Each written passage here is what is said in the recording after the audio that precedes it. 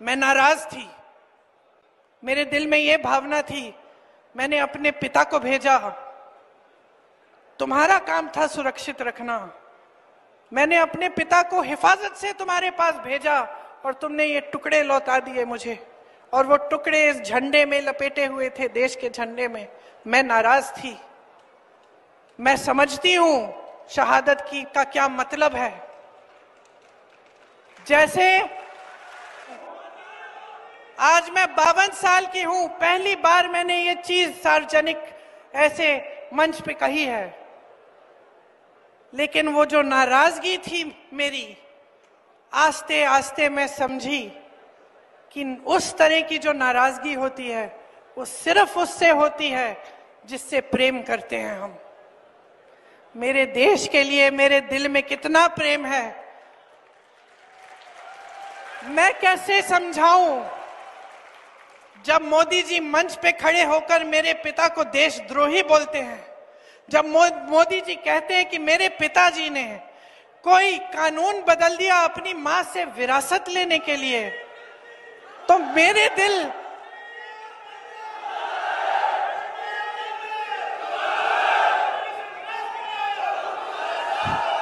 तो मोदी जी इस बात को समझ नहीं पाएंगे कि मेरे पिताजी को विरासत में धन दौलत नहीं मिली, मेरे पिताजी को विरासत में शहादत की भावना मिली।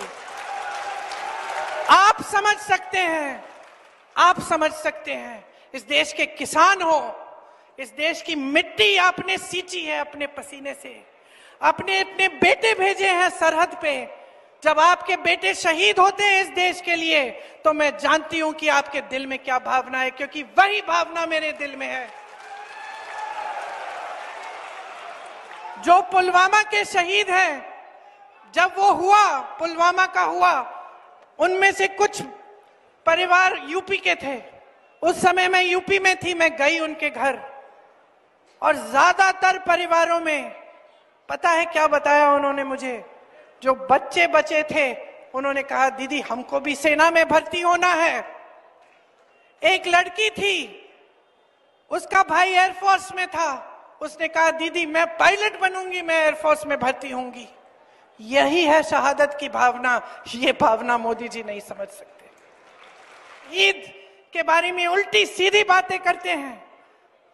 जो मोदी जी इस भावना को देख के सिर्फ परिवारवाद देखते हैं, लेकिन देशभक्ति नहीं देखते, देश की सेवा नहीं देखते, वो इस भावना को नहीं समझ सकते।